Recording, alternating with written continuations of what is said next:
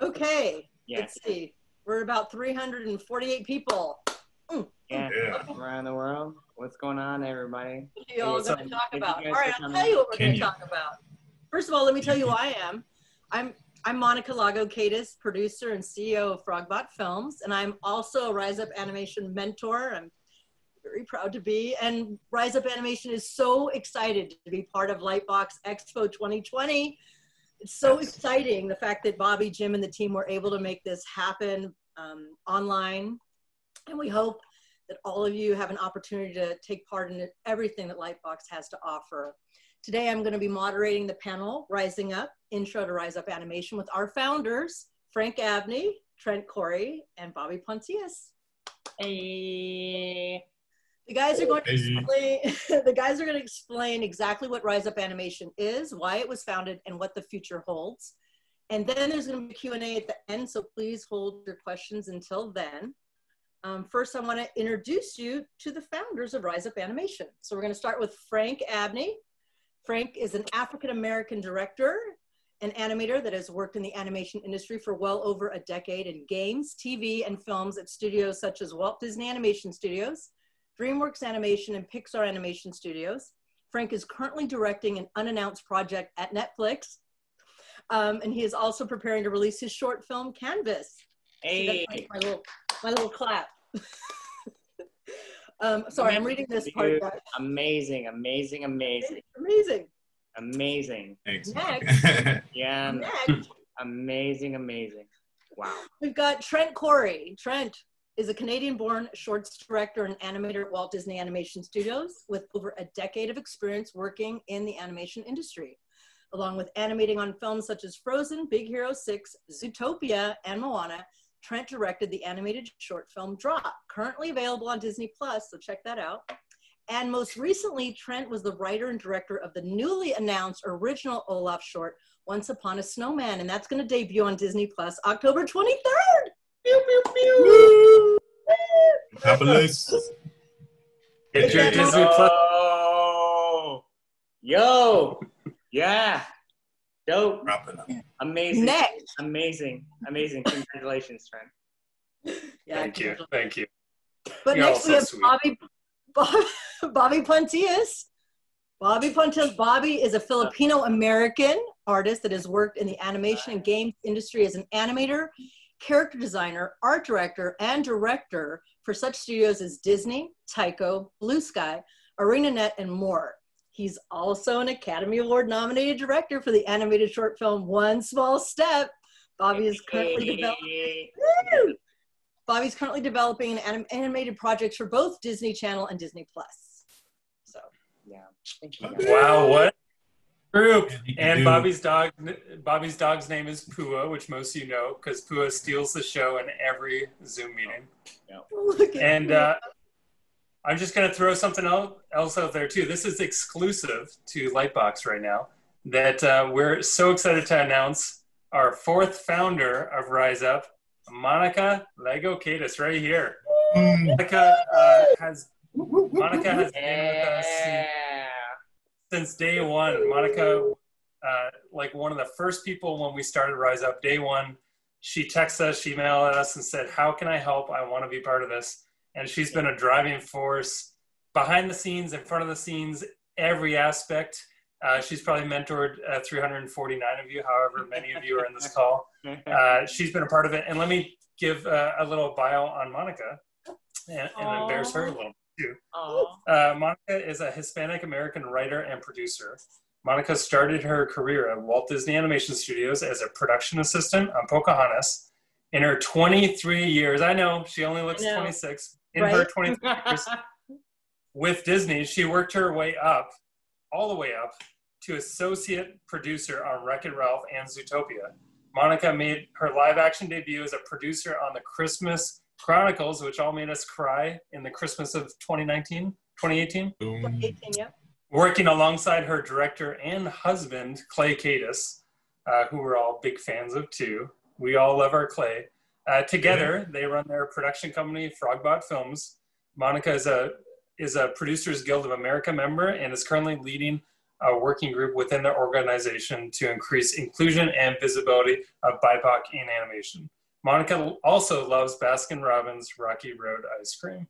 And currently she is working with her team of Frogbot Films on both animated and live action IP that they're currently working on. So Monica, we couldn't be more excited to announce you as our 4th founding member. Thank you. Oh, I'm so proud. Look, I'm like getting off the clip. Okay. But enough about me. This is about you guys. No, it's not about us. It's about all of us. It's about all of us. It is. But we want to hear from you guys. And thank you all. I see the comments. You guys are really sweet. Thank you for congratulating me and saying that I look like I must be a vampire because I look so young. I love that. I do. I love that. Okay. Okay. So guys, I've given a brief description of all of your accomplishments, but I feel like there's so much more to each of you. And I feel like we should take a moment to dig a little deeper. So I'm going to ask each of you a question. Frank's is definitely the deepest question. And this is because I heard Frank speak about this and it really touched my heart. So Frank, you mentioned that your father passed away when you were 5 years old and that animation had a big impact. So how did that help you deal with his death at such a young age? Yeah. So around that time, I didn't really, I think it took a little while to fully understand, that he wasn't, coming back. And I feel like, with my mom having to work and all the time and, we're at home all the time and, it was the TV, I was in front of the TV and I got sucked into storytelling and movies and stuff. And Lion King, that animated film, just a little indie feature, maybe you guys have seen it or heard of it, I don't know. But that was the first time I was able to really connect with a story on a deeper level like that, with Simba losing his father and, the fear of the oncoming responsibilities as an adult and the new, quote unquote man of the house. And so, when I saw that, it was, I love drawing and stuff at the time. And that kind of told me, what I could do with it. This kind of opened up the door of like, wow, I want to have that effect. I want to be able to tell stories that can connect with people and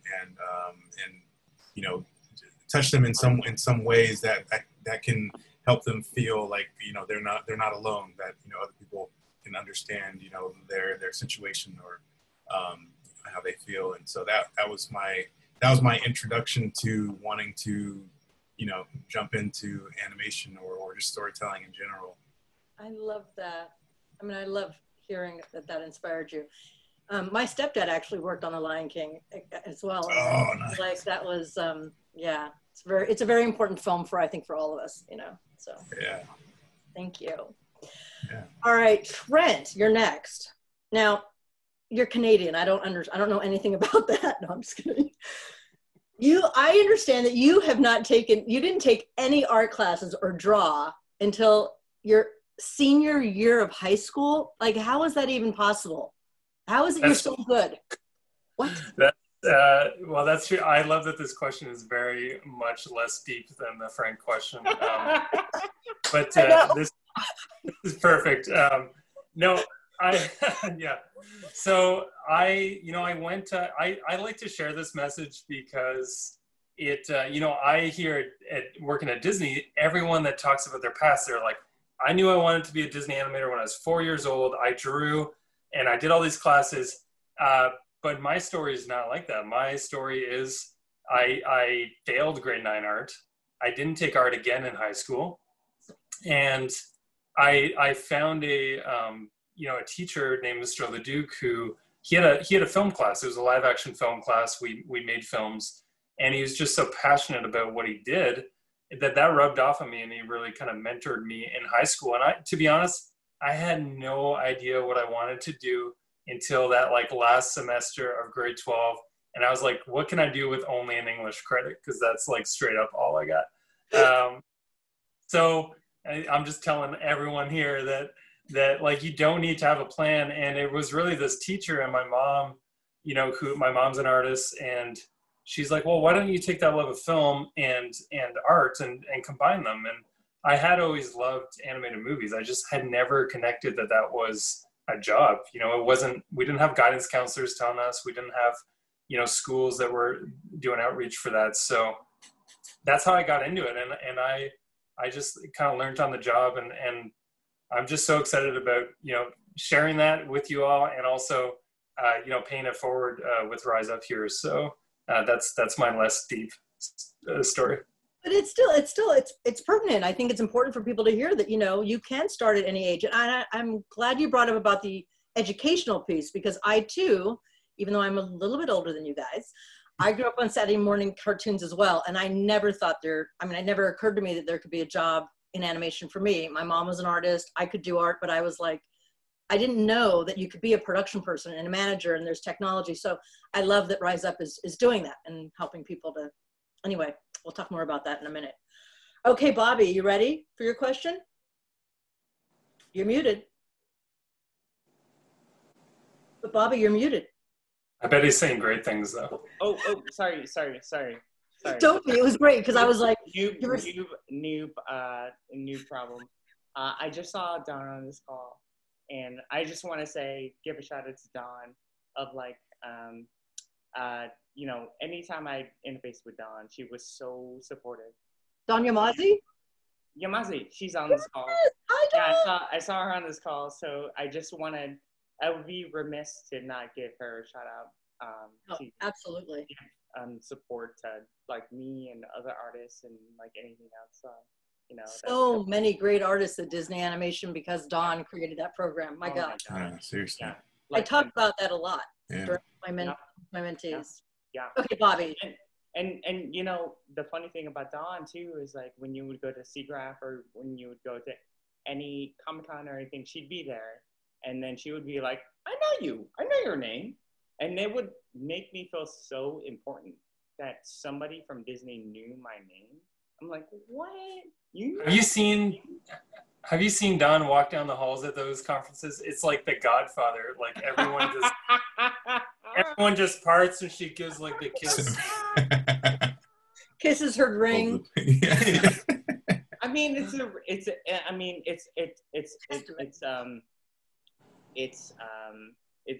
you know, it's legitimately founded because like she'll remember. I mean, you know, she said to me like, yeah, I remember you, who you are, and you know, I mean, like I had a tough time getting to Disney, but she supported me along the way, you know, and I automatically assume it's the same for a lot of people. So Dawn, if you're still here, probably. Oh, good. Yes. Oh, good. You just did it. Yeah. I did it. So that's what I did. So that brings me to my next question. So Bobby, I understand two things that I've realized about you. One is you like to salute people, which I love. And secondly, I think you and I both had a crush. Well, I'm sorry, maybe I shouldn't say crush. We're both big fans of Glenn Keane. And so I know you mentioned he really inspired you. So let's talk about that, because he was, you know, my first movie was Pocahontas, so I'm with you. Oh my God. Yeah. Oh, okay. I was going to ask how was that for you, but it was amazing. I realized the question was for me. But it is for you. Glenn Keane's work on Tarzan changed my life. I was in art school. I didn't know what I wanted to do with my life. All I knew is I wanted to draw and paint. But when I saw Tarzan in 1999, it became clear what I wanted to do, and it changed my life. It gave my life direction. And there were those making ofs that they have on the DVDs. And when you fire up those making ofs, there's the guy going, "Hi, I'm Glenn Keane, supervising animator of Tarzan. I have a passion for animation, and it's, you know, blah, blah, blah. It's you know, it doesn't just come out of me. I have to study and did all these studies and all the kind of stuff. And it goes for an hour. And you're like, oh, this is what I want. This is exactly what I wanted to do with my life. And that was it. It was Glenn. It was Tarzan. And anything that had anybody that had anything to do with that, accidentally or purposefully, they changed my life. And so I guess moving forward, it's like anyone that is looking for an inspiration, hang on to that inspiration. That little inspiration. It's a little kind of like making of DVD thing, but it'll get you through tough times. Those things were really meaningful, I feel like, during those times, seeing those behind the scenes. Yeah. So I have a quick little story about Glenn on Pocahontas. So I used to have really long hair.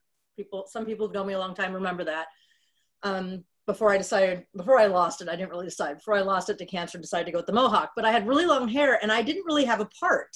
My hair, I would just move it around, and it would just kind of fall, much like Pocahontas does in the movie. So even though I, of course, I was just a little PA, and they definitely had their people they were looking at. There was a beautiful Native American gal who was the inspiration. But I will say that Glenn would pull me in the room once in a while and say, "Okay, Monica, do it," and I would do my hair, and so they would use that for reference. So yeah, Glenn. Oh, that's crazy. Oh my God. Awesome. That's so cool. And 2 cleanup drawings in that movie of Ratcliffe. Okay, that's it. That's my I did. It made it in the movie. Me forever. Took me forever. Okay. Oh my God. Incredible. But the funny thing about that, Monica, is like, that story is amazing, and then it lives on forever, right? Like in the context of something like Pocahontas, right? We will always tell that story. Yeah. Right? Yeah. And that's the power of the Disney animated films. Yeah. You know what I mean? It's true. It's very true. Yeah. Okay. So Trent, did I hear that you guys all crossed paths at Disney? Were you trainees or interns, or did I just make that up? You did not make that up. And also, sorry, I just want to add one thing too. When you use the word crush on Glenn Keane, that was accurate. Like there's not one time I'm hanging with Bobby where he bring up his mad love for Glenn Keane. That is, you had the right word. Your gut was. I think you always crush on people. Yeah, of course. Yeah. So yes, and this is a good time to bring up Dawn again, because I think I can speak for us all that, we met with her for years before coming to Disney. She was there at festivals and kind of guiding us, all three of us. And then we all got to, be in talent development for her, which is such a great program at Disney. And that's all Dawn. Like, she is the mastermind behind that. So, we each had our own journeys to TalDev, and Bobby and I met there. We were in the same section, and the way it worked was there was 16 people in our group. There was like 4 Viz Dev, 4 story, 4 animation, 4 layout, and we just collaborated together, and that's where Bobby and I first met and kind of grew. And then right after us, Frank came along during Frozen. So we all worked on Frozen together, but so much of the Disney studio came from that program, and that's where all of us met for the first time. And I'll throw it to you guys if you want to mention anything about TalDev.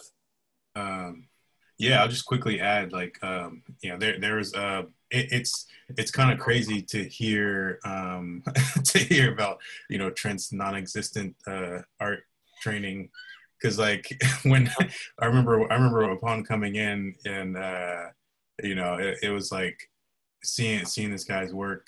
It was like he had he lived another lifetime before coming in. It's like where did all some people are just born with it, I think, and it's but I don't know, that's another thing. But and Bobby as well, like that was I had known of Bobby before going to Disney because of his short film at Animation Mentor. And he had a kind of a combination. It was like, what is it called? Better Off Undead, or oh yeah, something like that. Yeah. No, that's exactly what it is. Yeah. Yeah. The blend of the 3D and the 2D, and I remembered it well. And so it was kind of it was nice being in the same building and being able to learn and and know these guys.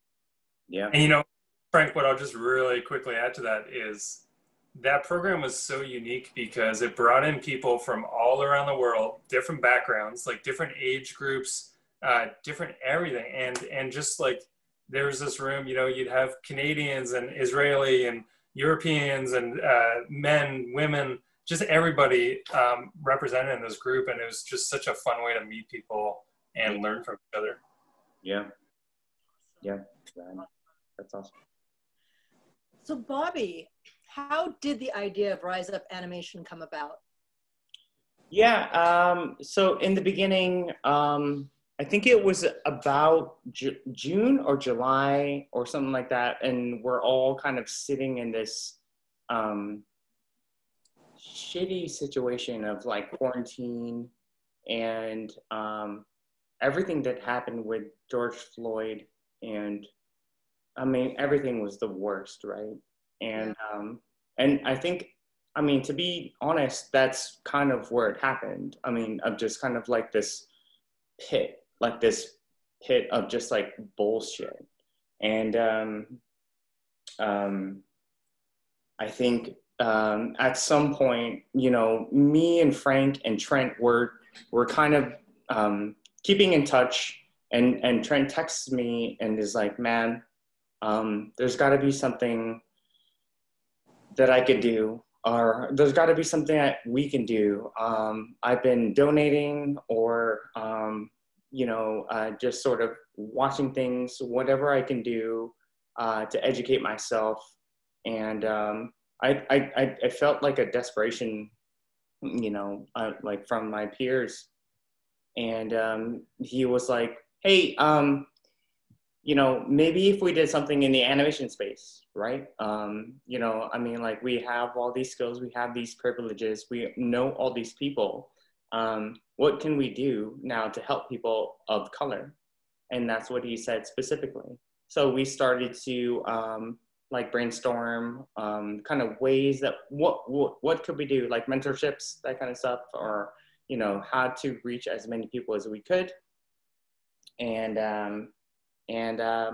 we kind of, you know, over the course of 2 days, you know, we started talking to Frank as well, of just kind of like, let's try to just kind of like do what we can to offer people of color, you know, portfolio reviews. You know, maybe there's a lot of people like halfway around the world that they can't show their portfolio to anybody, you know, around the world just because of geography. But what if we give them that opportunity? So the notion was to Rise Up Animation gives, offers free portfolio reviews to people of color, free, and we'll do it however we can. So, and then we sort of set out on like, how can we do this? And so it's going to be a little bit of, you know, kind of the Zoom and Google Maps and combining those two things. But like, I think that was the biggest thing in the beginning, and just try to provide resources to people of color that don't necessarily have, you know, that resource to Hollywood and that kind of stuff. So. Right. I've heard you say, I think I've heard you say, or maybe it was Trent, one of you guys talked about the fact that Hollywood seems so far away to some people, kind of like our way of bringing Hollywood to them wherever they're at. And right. And I know you briefly talked a little bit about like the mission statement of kind of what the mission is. Trent, do you want to talk a little bit more about that? Yeah, for sure. And Bobby, thanks for going through that. I think, you know, and I'll just add that I reached out to these other two gentlemen who are also good friends of mine because they already give back in their own ways. These are the guys that like lead by example. They answer Instagram messages, they look at reels, they volunteer at CTN. It's like, it was just an obvious decision, and as is Monica joining us, because these are people that want to give back, and we know that, you know, we know that the future of our industry depends on you know, the diverse and inclusive storytelling, and we all believe in that, and all of our mentors believe in that, and that's why Rise Up is as successful as it's been so far. So, you know, our mission, to your point, Monica, our mission statement is to provide industry advice to all people of color to help them rise up in the animation industry. It's really the main idea was to give access and those tools, that face-to-face to Hollywood, which is what Monica mentioned. So that's our main statement is to just really provide those tools for all sorts of talent in the industry.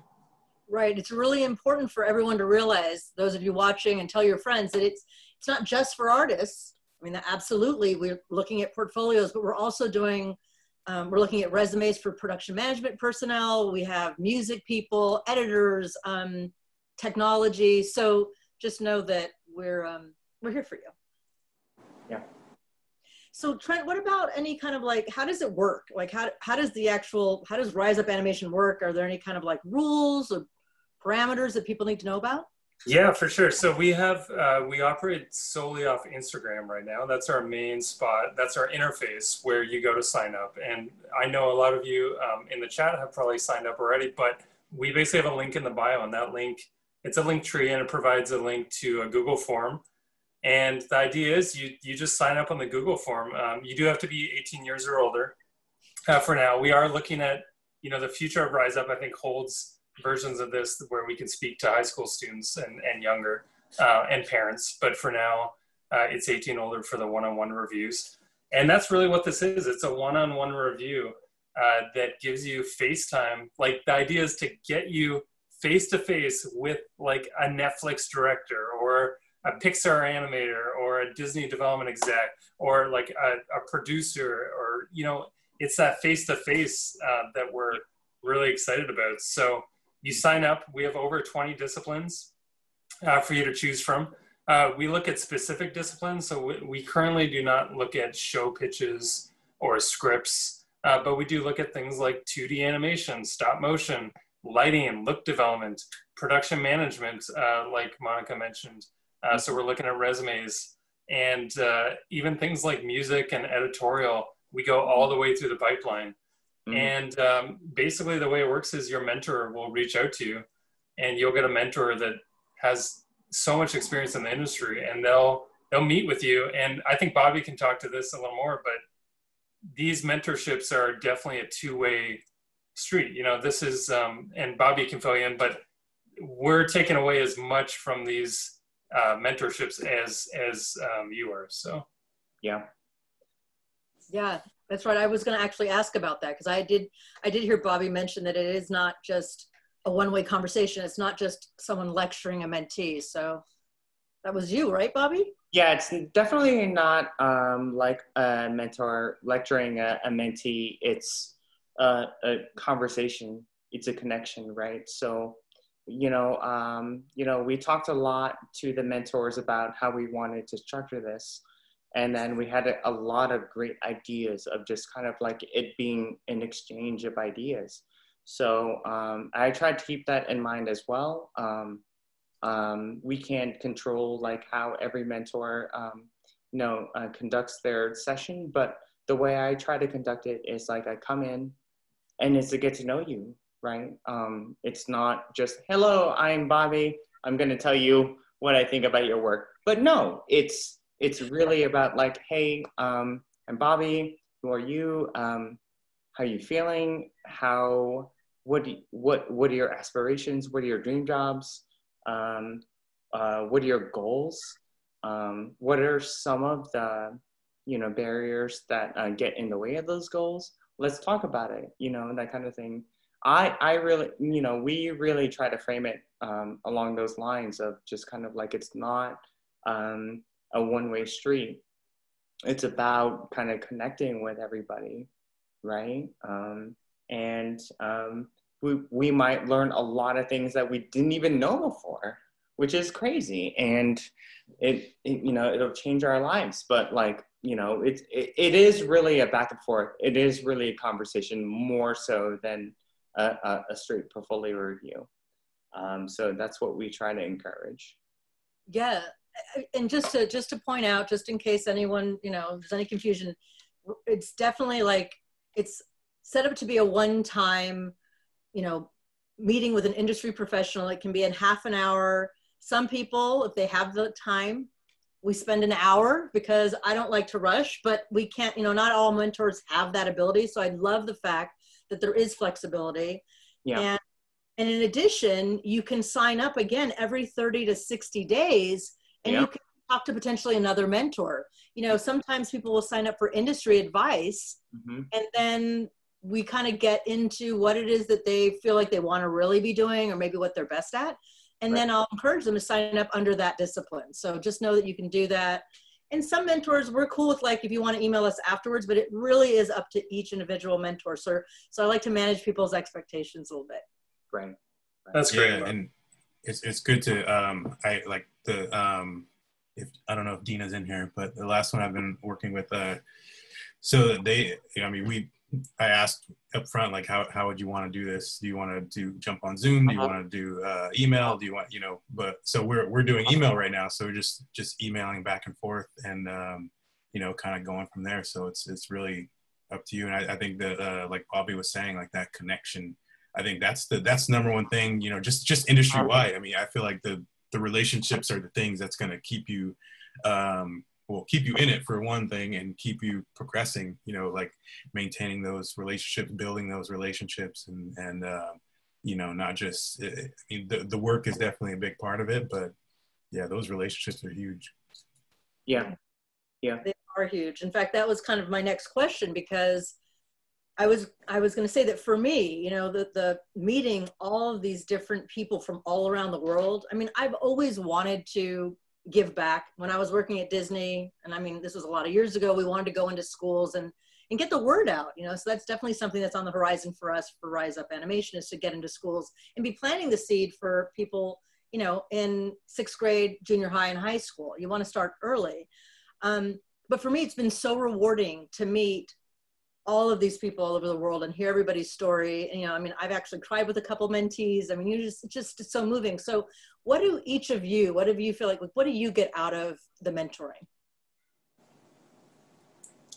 I can jump on this one. And I think we've all texted at some point, you know, and said, like, I had my first crying session, you know, with a mentor. Cause it is true. Like, we are, you know, my big takeaway is I'm hearing stories. I know that that I come from a place of privilege, and I like to hear the stories. I like to pay it forward and learn their stories and learn as much from them. So that's been a big part of this for me. It's honestly, the reviews are the things I look forward to in the week the most.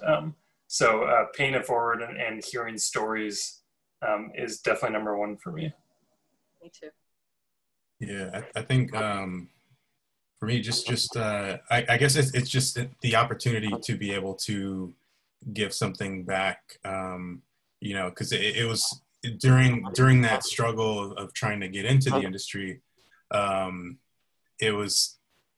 was always that feeling, like, you know, when I finally got someone to take me seriously and give me feedback or give me their time in any kind of way, you know, I always kind of had this feeling like, you know, if I'm ever in that kind of position, you know, I want to be able to do that as well. And because of you know, knowing how hard this journey is, you know, like, I want to be able to, you know, reach back and pull someone up, you know, and that's kind of like been the main thing that I've been getting out of it, you know, between this and also seeing some of the success stories of people, you know, whose work is being discovered and they're getting hired or getting on the radar of these big studios. You know, it's you know, that's rewarding. Yeah. It is so rewarding. I'm so glad you said that, because I just got an email from one of my mentees. She got hired as a production, you know, it's like an assistant, but it's on the road. It's so, yeah, so rewarding. And then there's another one who just is interviewing for an internship at DreamWorks. So I'm just like, oh my God, I guess get the like sending the little babies out there. Yeah. I mean, and then, like, Monica, I think there is that real, like, I told Trent and Frank in the last 2 weeks,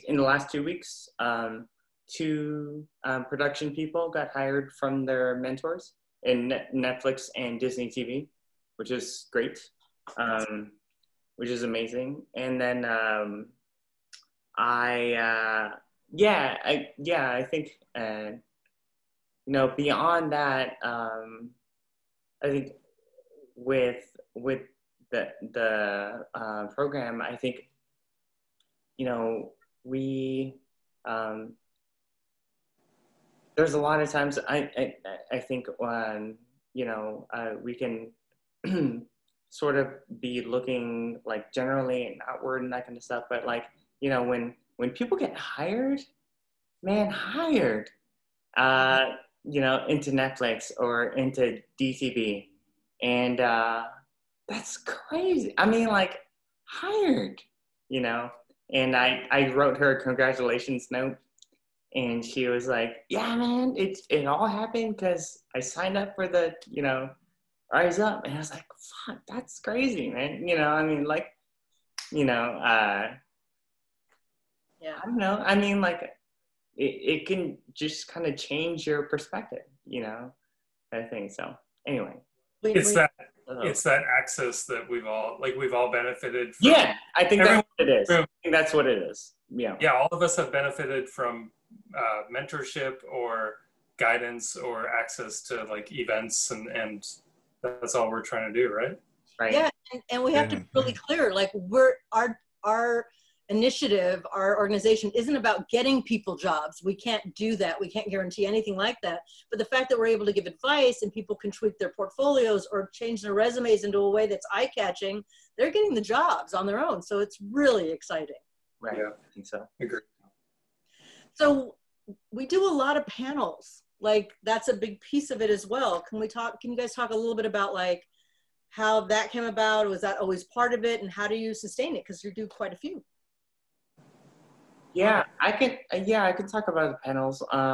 So the panels kind of come from a space of really connecting everybody from around the world with industry professionals, right? Really connecting them so they can hop on the Zoom call and kind of have a connection with them, right? So we kind of want to break down the barriers of kind of like, you know, Hollywood is so far, or, you know, I'll never have a connection with executives or character designers, you know, or biz dev artists or animators in this way.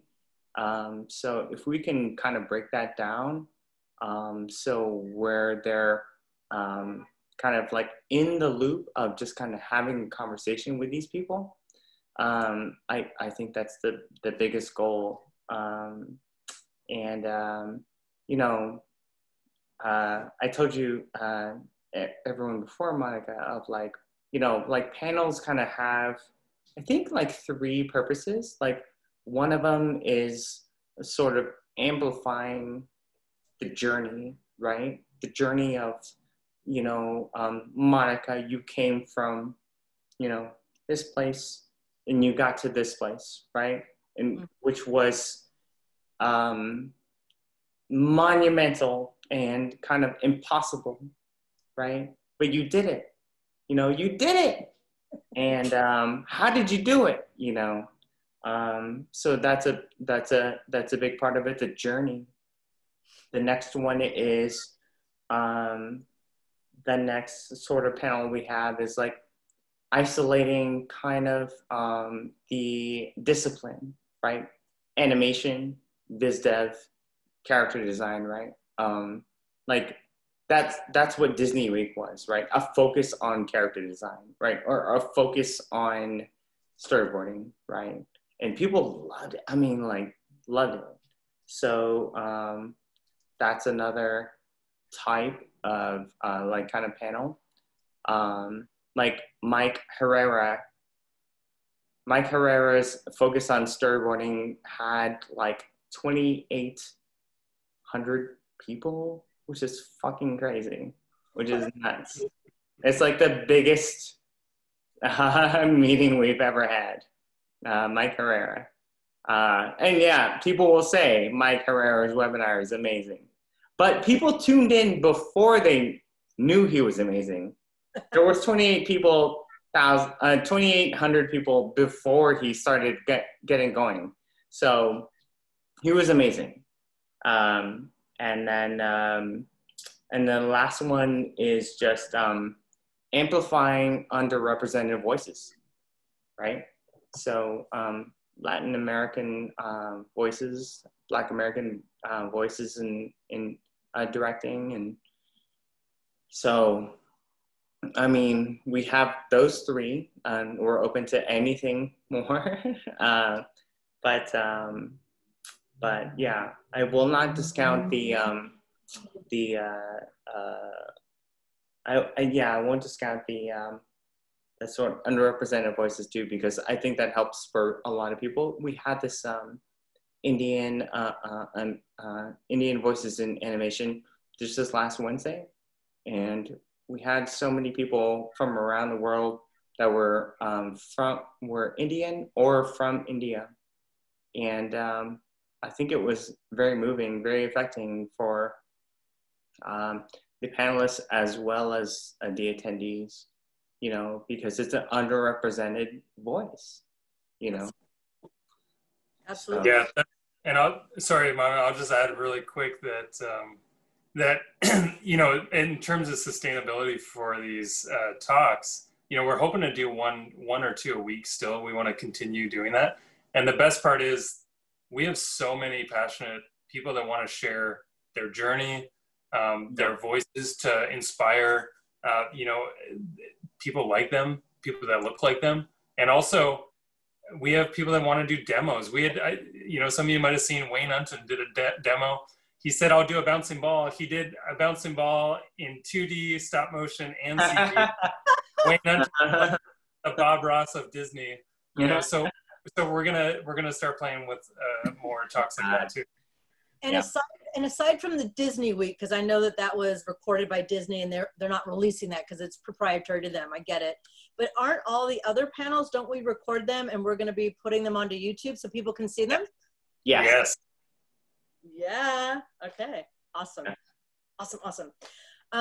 So Trent, what's been the reaction to Rise Up Animation? It sounds like you have a lot of people who want to be involved and donate their time, classes, equipment. I'm hearing all kinds of stuff.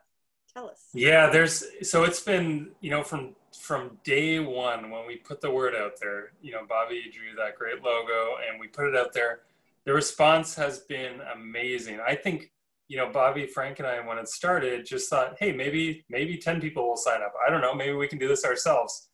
We had 500 applicants that first weekend, and we're like, holy shit, we got to get some help.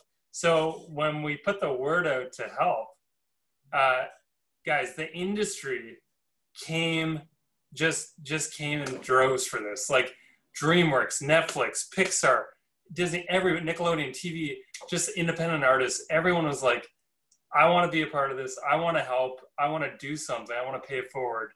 So that was like the initial reaction. And now 3 months later, you know, we've done about 3,000 portfolio reviews, maybe more. We haven't crunched the numbers, but we've done a lot.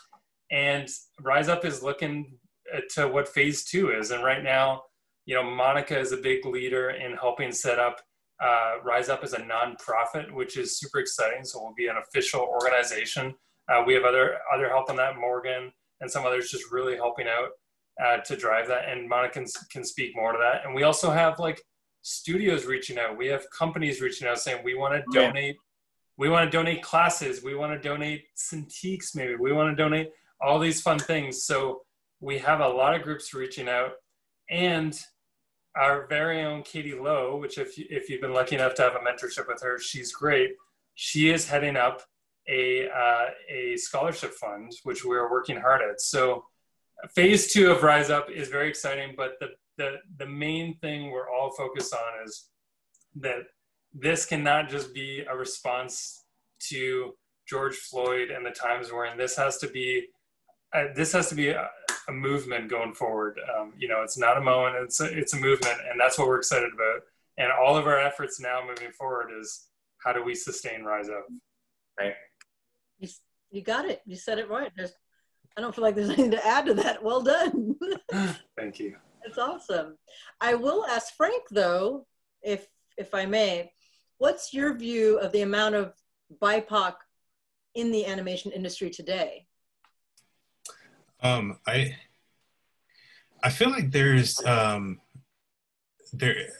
mean, in my head, I feel like there's a shortage, but you know, I feel like there's I think there's just a lot of people that just haven't had the opportunities, you know, like which is perfect for what's, you know, what we're trying to do with Rise Up. And because there's people that I've had in class, like I've been teaching for the last 7 years or so, and so, you know, I see people that trickle in, and I've seen people's work online and here and there, and I, you know, I'm like why haven't this person been hired yet, or why hasn't, you know, and sometimes it's just sometimes it's, you know, whether it's not having the resources to be able to, you know, continue a piece, you know, if they don't have the necessary software, their computer is slowing them down, you know, whatever it is, whatever it may be, you know, there's always these kind of roadblocks. And, you know, it's not necessarily the studio's not hiring because, you know, they look like this. I mean, our work goes out first. I mean, they don't even know what we look like, but you know, I do feel like there's a shortage, but I feel like it's on the rise, you know, and I feel like even, you know, within the industry, you know, within these studios that may have you know, a decent amount here and there. I mean, decent amount is still like under 10% of the whole studio, but you know, it's my feeling with that is you know, just is there opportunities for growth? You know, if the studio is telling a story that's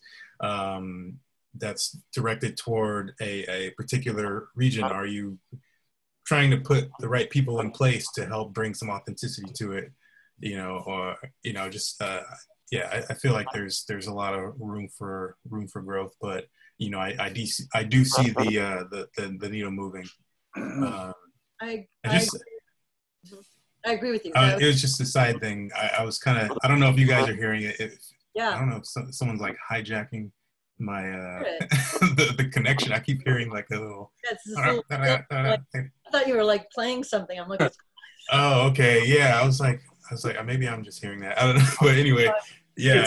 I think just making sure we're putting our best foot forward when it comes to creating a team that can bring about unique perspectives and viewpoints to our stories, because I think that's what's going to make it more universal or I mean specific and universal to reach different people around the world. So you actually just touched upon something I was going to bring back up, because you've mentioned it, and I think Trent mentioned it earlier, maybe it was Bobby, I apologize, but it was about the fact that why it is so important to have Black, Indigenous people and people of color, you know, in the animation industry. And let's say it bears repeating, so say it, Trent. Yeah, well, you know, I think, like I mentioned before, our volunteers just came out, you know, we have over 500 volunteers, and it's because our industry and those people volunteering do believe that, and we all believe in this room, that the future of our industry does depend on this diverse and inclusive storytelling. And you know, I'll throw it to Bobby and Frank and Monica, because those three right there are proof. They are leading the way, and they are all running their own shows, directing or producing, and you know, eventually they will hire staff and help rise up those efforts. So these three are three of the leaders in the industry for that. Sweet. Yeah, I mean, yeah, sorry, go ahead, Frank. No, go. No, I was just going to say that when I started, there really wasn't anyone who looked like me, and I don't just mean like the Mohawk. I mean, there were it was all white male, maybe some Italian men. You know, as far as producers, there was maybe 1 or 2 women at the studio, but they would kind of come and go. I mean, and they were, you know, there was no, I'm Latina, I'm Hispanic, but I'm also Latina. And it was, so it was interesting to me. And I think they've definitely made a great change even since I left. I left Disney in 2017, and some great changes have happened. So it's going in the right direction. like Frank has said, I'm just one of those people. Yeah, I'm a little impatient. I really want that needle to be moving faster. This is 2020, and I think I'm passionate about being like, that's not enough. So what we're doing here is really good work. Right. Wow. Yeah, and just to echo that, like the same deal. Like you, and it means a lot when you're in a space, in a creative space, and you know, feeling like you're among people that you know that you can be comfortable with, and luckily, you know, with sharing a unique goal with working on, you know, these projects or film, TV, you know, whatever it is, or just being in the art world. You know, you kind of, you have that kind of brotherhood, sisterhood, you know, regardless of what you look like, you know, but there is something special to seeing someone that looks like you, and seeing that they've done what you're trying to do. And you know, just as an animator, I've up until recently, like the most that I've worked with was 2, including myself, on an animation team at any given time, if I wasn't the only one. And you know, up until recently, and that was like maybe 5 of us. And so it always reminds me to that moment that I first got into feature, going to Disney Animation and passing Marlon West in the hallway, and having lunch with Bruce Smith, and meeting Floyd at TTN. You know, like just putting these names and faces that I've seen in real life, like it's like you're real, like you're doing what I'm trying to do, and you know, it's something really special about that. Totally. Right. Yeah. I mean, that's nothing to shy off on. So, like, what was the biggest moment for you, Frank, of like meeting one of those guys? Do you think? Like whether Bruce or you know, Floyd or Marlon, you know, like what was the biggest thing for you? It's just that they're real people. Like, yeah, I feel like sometimes, you know, we you know, they I guess similar to the Hollywood thing, like it seems so far away and unreachable. You see these people on you know, these behind the scenes features. You know, I saw Bruce and Marlon talking on Princess and the Frog on an interview on YouTube, and you know, so getting to speak with these people in real life and know about their journeys, like, yeah, you know, it's there's no I guess, you know, like the Kung Fu Panda, there's no secret ingredient. You know, it's like you know, everyone's had their journey and you know, their own struggles, and you know, it's not like it kind of gives you hope that you can push through your own stuff as well. Exactly, because we tend to put people on a pedestal, right? And so we look at those people, and then you meet them, and you're like, you're normal, you're human, you know. Maybe I can do this. So absolutely, absolutely. Yeah. Well, it's almost 7 o'clock. I feel like we've talked about what what up animation is, where we're going to be going in the future, and we've got quite a few questions. So let's go to Q&A if that's okay with you guys. Oh wow. Yeah. Okay. Yeah, sure. Let's do it. All right. I guess you guys, everyone can see the questions. We've got one from Katrina. What kind of 2D animation should you have in your demo reel or portfolio? Whoops, Trent. You know what? I can jump on that one. Sure. You know, I think it's important that you, and we talk about this a lot in Rise Up. I wouldn't say it's a type of 2D animation. I'd say do something that's personal to you. That's what's going to make you stand out, whether it's stop motion, whether it's CG, whether it's 2D. Again, like we had Katie Lowe come on, you know, with the Happy Hour podcast, and she became an animator at Disney, and she had 2D stop motion and CG in her portfolio, but it wasn't the medium that caught her eye.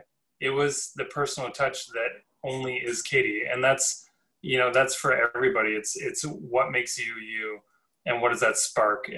So I try to focus on that first. What makes you? We always like to say that, you know, at a certain point, our skill levels, we all learn at our own pace. At a certain point, we'll catch up to each other. We can all do the bouncing ball the same but what makes you specific? What makes you you? And that's your life experiences. That's where you grew up. That's how you got here. Right. Yeah, I feel like one of the things I tend to share with people when they're asking those kinds of questions is, same thing, do you show your style. And then once you've really mastered that and done some tests or what have you, or pieces of artwork, then if you want to try some other styles to show that you have some variety, that's always good too. Yeah. Great. We have another question from Nicholas. In the animation industry, what is the best program to use while rising up from the animation industry in a 2D setting? I guess I think, a lot of people are using like Toon Boom, Harmony. Yeah, I can take this one again. I think, honestly, there's so many versions out there. There's Rough Animator on iPad. There's like Procreate, Photoshop. There's so much access right now. I don't think it really, and Toon Boom, TV Paint, I don't think it really matters which one you use. I think it's just that you keep using it and you grow and you learn these different softwares and you're open to the different programs. Awesome. I don't want to mispronounce. Is it Darot? Animation is such a big pipeline. I like to do everything from character design, animating storyboards, etc. How do you choose which one to focus on for your portfolio? That's a good one. Ooh, that's it. That's a good one. I guess what you're applying for, because I guess unless all those jobs are available for you to apply for at the same time, it's like just focusing it specifically to what you're doing, but having those skills. I mean, even if you put it on your resume that you have those skills, they can see, if there is, especially because it's a smaller studio, and they can see like that you can wear many hats and you can kind of bounce around between different things, but keeping it specific to what you're applying for. I mean, tailoring your role for that. Right, the big studios really kind of look for you to try to come in for one discipline. So kind of like college, right? You have a major and a minor. It's like you can't go to school and be like, I want to study everything. It's kind of hard. So it's pretty much, I think it's about figuring out what is your true passion? What is your absolute favorite thing? You got to do it every day for 14 hours a day. I was going to say from 9 to 5, as if. But then there's another thing to think about is the thing that you may love the most, maybe the thing that you actually have to continue to work on. So there may be something else that and I say this because I've had a lot of mentees who are like, I want to animate, and their animation isn't quite where it needs to be, but they're amazing at story. And so I'll say, well, you can get in it with story, start doing that, and then you'll be in a studio and environment, and you can learn from some of the best animators. So that's another way to do it if you don't want to wait. Right. Yeah. Cynthia, are we still able to apply for portfolio reviews? I got one back in July, but was hoping to get, girl, Cynthia, sign up. Sure. Yeah, of course. Mm-hmm. Absolutely. This will be ongoing as long as Rise Up survives. We just keep going. We're going to keep looking at portfolios. Absolutely. The only time we close down the forum is if we have a lot of people we want to get through, because some areas people are busy. Right. Like, like Viz Dev, we have a lot of people waiting, and character design. So if you're on the list, be patient. We will absolutely get to you. Yes. There's a question for Trent. You ready? As a Canadian, what was your journey into the industry, which seems to be mostly in the US? Yeah, well, and who was it? I think Tony Bancroft said, does POC stand for People of Canada? No, Tony. Come on, how could he say that on the podcast? It does not. So yes, my journey was, I started working when I was 20. I went to school for 3 years, but I started working, 2 years out of school. And I just worked my way through the commercial TV world. And really, if Don Yamazi is still out there, it was going to festivals, meeting Don Yamazi, meeting Matt Roberts, meeting other recruiters at other studios, and getting feedback, but then doing the feedback, like not lying to myself and just showing them my work to show the work. I would get the feedback, and I would take the next 6 months, and I would really work at that feedback and try to go back to them and show them change. And I think Don can attest to this, that I applied to Disney for 5 years for the TALDEF program, and I think they finally just gave up. But one of the things they said was, we tracked your improvement over the years, and we saw you growing, and studios like to see growth. So my journey was not graduate college and get to Disney. It was graduate, hustle, work my ass off for 5-6 years. And then, a lot like Bobby and Frank and Monica, who we all just kind of hustled. And, we all face our own obstacles. And that was mine, just trying to work my way up and meet with studios. Awesome. Let's see. So right now, I'm just seeing a question from Mr. Rodriguez, who's a middle school teacher, and 1/3 of his students are people of color, and he's wondering if would be interested in speaking to his young teenagers. Absolutely. So I'm going to email you. I'm going to send you a reply to this, Mr. Rodriguez, in a second, and I will send you my email address so you can email me, and we'll set that up. We'll work on that, because that's definitely something we want to be doing. Me too. Right? Everybody. Yeah. Awesome. Ray has a question. So this might seem like a stupid question. No, there's no stupid questions. And I'm really sorry. Are Middle Easterners eligible? Oh, of course. You're people of I think people get confused. When we talk about people of color, like, it's not about our skin tone. It kind of is, but at the end of the day, like, I'm a lot lighter today than I was when I was a kid, and so is my mom. It's really weird. My mother's an immigrant. She used to look so ethnic, and now I'm like, what happened? You've been living in the U.S. too long. So at the end of the day, we're looking at what your heritage is. It's about race, about background. It's, So, we're trying to say Black, Indigenous, and people of color. So that would probably be, I think if you're from England, you might be considered more right. Everyone on this panel except Trent. Trent is the only one we allow on, because he did start the first text about it. The guy that started this. So I hope it answers. I love you. I hope it answers that question. Love you. That's the clearest way to answer that question. It's like the game Guess Who. You just flip. Yep. So it's so sweet. So we have another similar question from Ezra asking as well. He's also Middle Eastern, or maybe I think it's a he. Maybe it's a she. I don't want to assume. Mm-hmm. And you absolutely qualify. I've been meeting with people from Egypt. Yes. Indonesia, wherever. Absolutely. Right. Yeah, of course. Okay, let me see if I can get. Trent's a woman. By the way. Okay, sorry. Oh, really? Yeah. Oh, wait. Trent? What's happening? I want to respond with my email address. Can one of you look at the Q&A and get the next question? Yeah. Rise up. Ray, thank you. Oh wait, yeah. Thank you so much for doing this, by the way. This means a lot for me. Wanted to ask if our portfolio should be specific, for example, a story portfolio or character design, or only animating.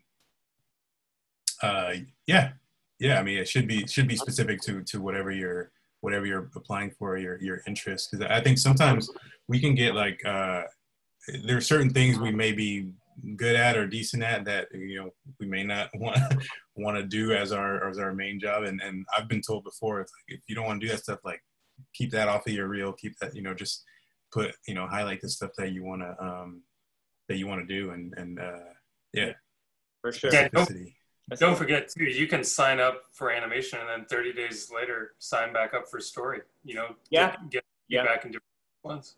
Yep, for sure. Oh, were you talking about I thought you meant for jobs. Sorry. Oh no, just for Rise Up. Yeah. Oh, okay. Yeah, you want to choose one discipline for Rise Up to start with, and you can start with industry advice if you want, because then we can also help guide you to what maybe the next discipline is to sign up for. Right? Nicholas, where would I go to the portfolio reviews? I put that in the chat, but I will do it again. I will answer you on that one. But and just Instagram, Rise Up Animation on Instagram. Sorry, Trent. Yeah, and I was just going to add, just to be clear, all these reviews are over Zoom, unless you've discussed to do it over email. you know, verbally or in a written response. So Right. they're all Zoom reviews. Right. Cool. Christine Jimenez says, I'm Filipino but live in England. Can I join the program? Yes. Bobby's like, yes, Filipinos. Yes. Might be my next wife. Glenys Diaz, a self-taught artist. Okay, sorry. I'm a self-taught artist. I'll read this out to you guys, and I'll throw it out to you guys. Let me know what you think. I'm a self-taught artist and no art diploma to back me up, even if I get good at different skill sets. Would I even bother to apply to internships to big studios? Yes, definitely. Like, well, you know, some studios might have different guidelines, but we did have, and I'm blanking on her name. If you guys can remember, let me know. On the Marvel panel for Disney Week, we had, what's her name, Bobby? Jana.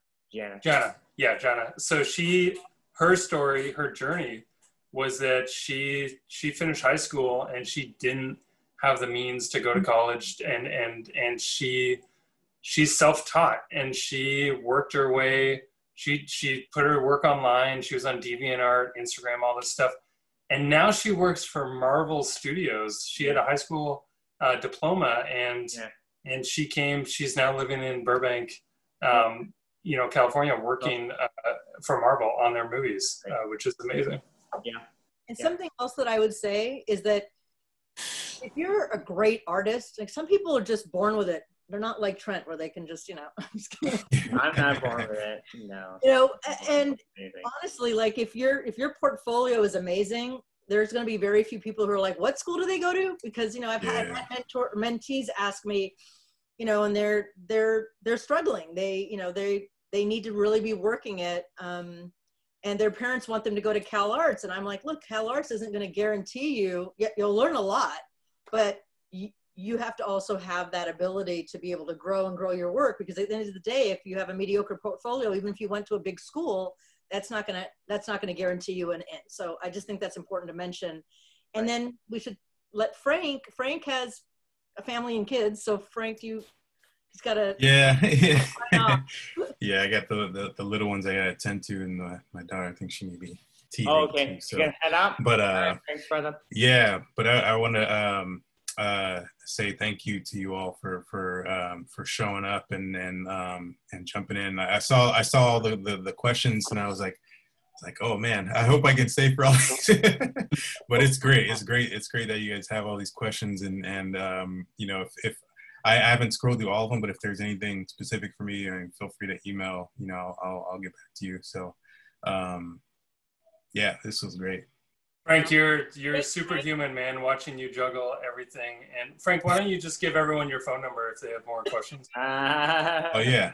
Yeah. 1-800.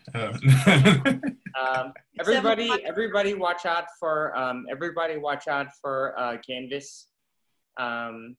This the short film, the Frank short film that he directed for 5-6 years. It's going to come out soon, and passion project. I think it's going to be amazing, and you know, let's support this. Let's support our homie. You know, let's support our dude. I think it's going to be a wonderful film, and yeah, Canvas, man, it's going to come out soon. So. Yeah. Very proud of you. Thank you, Frank. Yeah. Very proud. Thank you. Sorry to duck out. No. We're just glad you joined us. Please give a kiss to the family for us. Yes. All right. See you. I'm going to go into this question for Quinn, because I think it's an important one to talk about. There's a question that says, by chance, when you share your Discord server, we actually we didn't start a Discord. It's done by the mentees completely. So it may be called Rise Up Animation just for Discord, but it's not, it's all the mentees, right? We don't. Right. Legally. Yeah. Yeah, it's been it's been an organic, and you'll see in the chat, I see lots of members from the Discord in the chat. It's been a fully organic Discord group, and that's what we love about it. And we poke our heads in from time to time and it's amazing. The group is just supportive, and you know, all sorts of channels about peer review and mental health and work-life balance and just like the important stuff. And it made me wish that I wish we had that when we were back in school, because there wasn't that. And it's a very cool community. Yeah, the Discord is rad. Oh, well, there's the link. There's the link. Awesome. Thank you. I was just letting people know that this is being recorded, because some people were asking about that, and I'll say that we're gonna have that, I believe, on Lightbox for people who might have missed it, and then we'll also keep it and put it on our YouTube channel at some point, right? Cool. Yeah. Yes, for sure. Sorry, let me just type that in case someone missed it. Thank you for the link and blah, blah, blah. How are you feeling? Monica, if you're tired, we can end it. Like, I just want to, no, I want to make sure, I feel bad. There's like 86 questions and the two of you, so it's up to you. We can answer them. I mean, like, I just don't want you to. Me? Like, burn out. No, I'm totally fine. It's about you guys. This is about you guys. Yeah, let's do, I have till 7:30. You want to do that? All right. 13 minutes? Yeah. Why don't we, should we jump around a little, or? Yeah. Whatever. Oh, I think one of my mentees is asking if there's a way they can volunteer to help the organization, even though they're not in the industry yet. And that's so sweet. But right now, I think we're good. We can talk more about that. But it feels like we really want you to get into the industry and become a professional, so that you can then be giving feedback and being on panels and looking at people's resumes or portfolios. But at the moment, I think we're good, right? I think you're right, Monica. Yep. See, thank you, though. We're good. You know, I mean, to whoever volunteered, I mean, beautiful. That's awesome. Thank you so much. Yeah, and what Monica said, I mean, like, we would rather you sort of concentrate on kind of getting into the industry at this point, you know, and then you know, I don't know, it's so weird to say this, all this kind of stuff, but like, you know, we can help you once you sort of get into the industry. So man, I'm gonna stop talking. No. Hey, I like what Bobby's saying. We're all gonna pay it forward with time. That's the beautiful thing about our industry. We are here for each other, no matter where we're from. We got each other's backs, and we're all here to pay it forward. Yeah, I think so. I think there's a question for Bobby somewhere here that Nona, looks like she said, please do a fire round for questions. I want Bobby to answer my question, but I don't. Oh my God. There's so many questions here. I don't know that I can find it. Maybe put it in the chat. Yeah. Where you go like really quick. Lightning. Yeah. Oh, yeah. Let's do it. Let's do it. What would you say to a 12th grader who started drawing in 9th grade who wants to reach our level of artistry so they can be professional artists like you guys, or be able to get to art school? Do it. Sorry. Go ahead, Trent. No, you go. Draw from the masters. Michelangelo, Leonardo, those like naked guys that are muscly, draw from that. That's what I did. I don't know if that helps. Anyway, go ahead, Trent. Yeah, go Trent. Good. No, that's good. Okay. Lightning. You know, go Google people and look at artists and look at their work.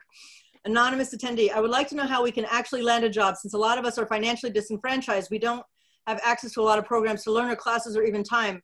Due to our finances, a lot of us need to work around the clock to survive. Totally. So the thing we will keep a lot of us out of, So the thing that will keep a lot of us out of the art side of animation is the experience. People can look at our work all day, but if we don't have the experience, we can't get in. How do we get over this hurdle? Well, first of all, sign up with us, because we actually do have a lot of resources that we can share with you, and some of them actually may not cost. So don't assume, but I hear you. I don't want to, you know, we were poor. Okay, I was totally poor. All of us were poor. Yeah, like like Trent is coming from Canada. I'm coming from Seattle. You're coming from Hollywood. But my parents, we didn't have any money, so I get it, and I think that's a question. That's a good question. It's something you should talk about with a mentor. Right. All right. This is Lamont. A lot of us start as PAs. We get stuck and aren't allowed to move up. That seems to be a common issue. How can we get past this? Is it all just luck? I can answer that one. It is not all, yeah. Sometimes it is, are you in the right place at the right time? I started Disney and I wasn't. So for me, I wasn't lucky. I had heard about people who got promoted quickly. It took me about 2.5 to 3 years before I got promoted, but I had been a manager before I ever came to Disney. So I took a step back so that I could get in and learn the animation industry. And I would say that if you're a stellar production person, if you're really amazing, the truth is everyone's going to want to work with you and they're going to want to promote you. So sometimes you have to look within. It isn't just about, sometimes it's about emotional intelligence, and sign up. And there are a lot of production management mentors and we can talk about this. What makes you a viable cream of the crop production person, Monica, you think? Oh, I have an actual list of traits. So I have, because you know what? When you're in production management and people are telling you, yeah, you're just not ready yet. You're like, well, what are you looking for? Can you sum it up? So yeah, that's something I did at Disney. And so I actually do send it out to my mentees. And I can share that. But basically you want to be, your attention to detail. Are you a good communicator? Do you listen? Do you care about the art of animation? Are you able to take copious notes? Can you multitask? Do you stay calm under pressure? Do you know when to push and when not to? Can you run a film? Are you confident? There's a lot. Wow. I love that you have like an awesome Mary Poppins list. Like it's I'm sure you would. I'm sure you would. Yeah. Yeah. I'm sure you would. Yeah. Okay. Where are we at? Sorry, I'm trying to go fast. Is there a Discord? We talked about that. Do you have any suggestions of how to find a mentor if you're not American? Sign up for Sign up. We do non-Americans all the time. Also, I'll really quickly say too, reach out. You know, Bobby and I reached out. I know his story. We both reached out to tons of artists saying like, hey, can you look at my work? And that was an honest question and we wanted that feedback. And hey, like 1 in 20 people might get back to you, but someone might latch onto your work and be willing to mentor you. Yeah. Absolutely. What role would a traditional artist, oil painting and drawing, have in the animation studio? Wow, the basics. Visual development. Well, yeah, I think those skills transfer digitally, but there's still people that paint, I'm sure at every studio, and background art that still paint traditionally too. Absolutely. A lot of our visual development artists do that. We do moments or inspirational kind of blue sky feeling pieces that can be done on the computer or not. So absolutely. And then we also do matte painting. So we actually need that ability as well. Daniel says, on a scale from 1 to 10, how is being over 35 years old a barrier to starting a career in animation? Oh, no barrier at all. Yeah. I mean, I got into Disney at 38. Woo! Like at Disney? Yeah, I got in late, dude. I got in late. And I even got into film late. I got into film at like, yeah, really like 30, 32. It was super late. Bobby's 78 years old. He just looks really good, man. It's that I got in super late, guys, because just because whatever fucking circumstances, you know, happened as they were. So I got in late. And then when I was in the TalDev program with Trent, same program, I was 29 or 28. Trent was like 24 or like 21 or something, some shit like that. And he would, and I would be like, fuck you, man. Okay, Burt Klein, who's become a great CG animator. He started in 2D. He was 18 when I met him. I was 20. I was 26 when I started, and he was like a baby. I mean, Lago-Kaytis had just turned 21. I mean, Trent, how old were you in training? I think I was 23, but 23. So I was 29. No, not even 29. I think I was like 32. I think I was 32. Trent was 20, whatever. And we got along. It doesn't matter, you know. Yeah. I mean, like, you know. Okay, I'm gonna move us to the next question. Okay, yep, go ahead. Sorry. Sorry. It's fine. You guys are awesome. Currently, VizDev and character design sessions are closed. When do we think we're gonna reopen that? It's hard to know because Yeah, you know what? I can speak to this. Every week we look at how many mentors we have, how many are doing feedback in the list, and I organically just go in and close off disciplines and reopen them. So you'll see from time to time that happening.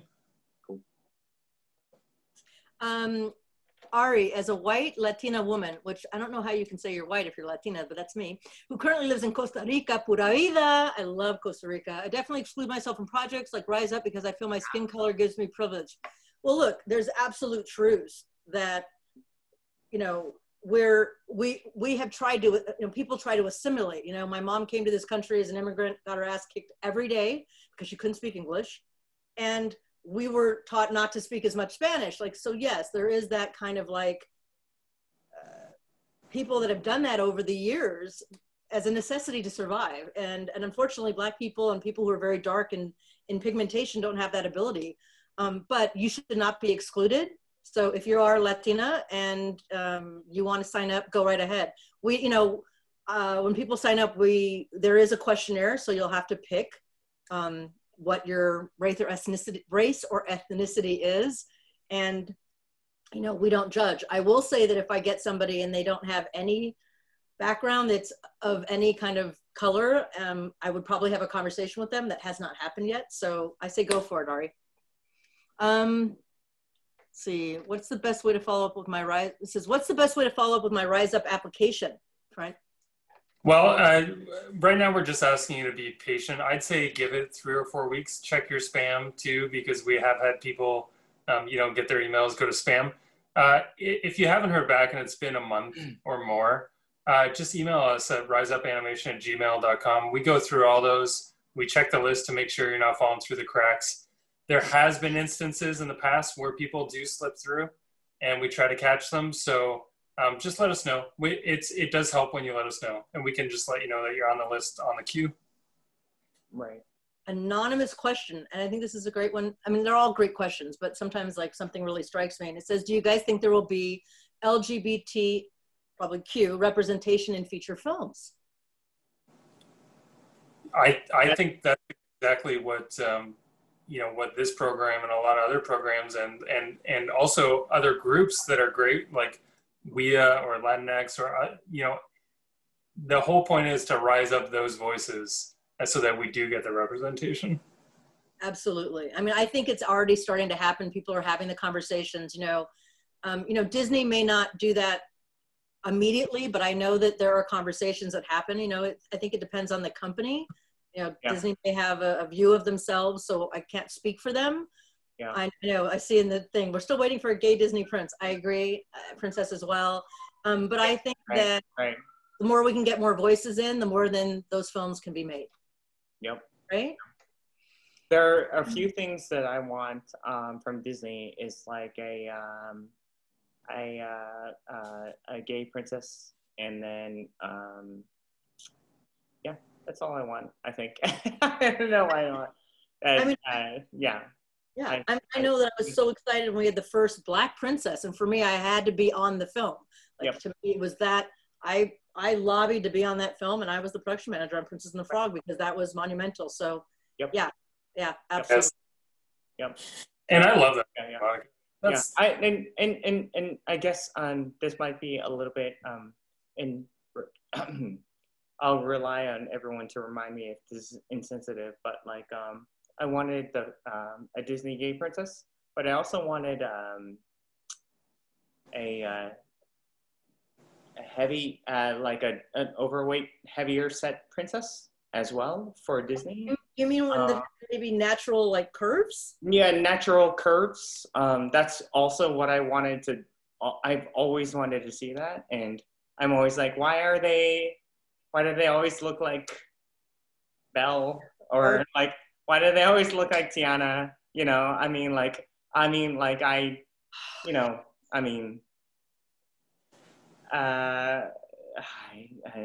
get in trouble, but like, I think like, you know, like Megan Thee Stallion, I mean, like, beautiful. I mean, Nicki Minaj, beautiful. I thank you for saying that. Like, it's not about getting in trouble. I mean, I think that's a bigger discussion. Yeah. And I think we should be talking about that because so to date, I mean, I think Moana probably has some of the more curves. Lizzo, a little Tiana, but for the most part, all the original Disney princesses were made by a lot of white men, and it's true, they looked kind of like Barbies, and their dimensions wouldn't work, and their eyes are very big, and I mean, they're beautiful for what they were, but times are changing, and hopefully we can have true representation of women and men, but especially women. Absolutely. I think that's what my bigger thing was. I just kind of like hoping in the future, I just kind of like whatever down the line, whatever Disney has like planned down the pipe. I mean, hopefully. But that's you guys. You guys are making content right now. So I say this to you because I'm actually volunteering as a producer on a short, and it's about cancer because I'm a survivor. And I was saying that it's really important to me that our lead female, that she not look like a typical, size 0. And so you guys are in positions right now. I don't know what the stories are that you're creating, but if you have females, it's the time to be thinking about it and fighting for that. Yeah. Okay, so it's 7:31. This has been amazing. I know we got off on a tangent. Yeah, sorry. Oh gosh, we could talk forever about this stuff, especially. I know. Yeah, sorry.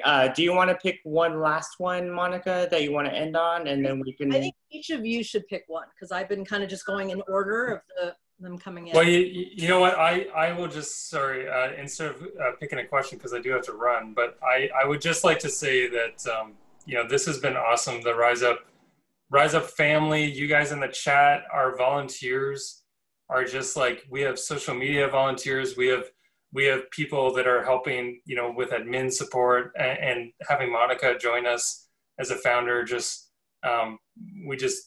it's been so much love on our end and from all of you in the community. So I just want to say thank you to you all. Thank you for having us here. Thank you for tuning in, and please feel free to reach out to us anytime. Yeah. Absolutely. And I'll give a wave goodbye and leave it with you guys, but have a great night, everybody. Oh, no. We can end on that. That's good. We can, but I just have one more thing. I know I talk a lot, but I have one more thing. I saw this, and I think it's important. I think people have the idea that because the mentors have the ability to choose a mentee, but it's not like we're going through and being, it's just that we don't know if we're going to be able to do one person that week or 3, or sometimes I do 5, but, so for us, what we're doing is we're looking at the people who've been on the list the longest. So we're going in order. So that's how you're selected. And sometimes if there have been, if there's people on the list that have all been waiting a week or 2, and I see somebody who, I saw somebody who was from Argentina, and that's where my mother's from. So I was like, oh, no one selected that person. I'm going to grab that person along with the other 5 ahead of them. And so that's just kind of how it works out. But it is open to anyone who considers themselves to be a person of color. That is, look at the world. People keep asking about Latinos. Latinos are absolutely people of color. So I'm sorry that, you may have thought you're not, and that's okay if you want to call yourself white. That's up to you. I will never say that about myself. So thank you guys. Thank you so much for your time letting me do this with you. I love you guys. I love everybody. And I guess that's it, right? Monica, thank you so much. Trent, thank you so much, guys. Thank you, everybody, for tuning in from LightBox. It was a pleasure seeing you again. So we'll see you again soon. And hope Sign up. Yeah. More to come from Rise Up. More to come. More to come. Bye, guys. Bye. Bye. Take care. Bye, everybody. Stay safe. Wear your mask.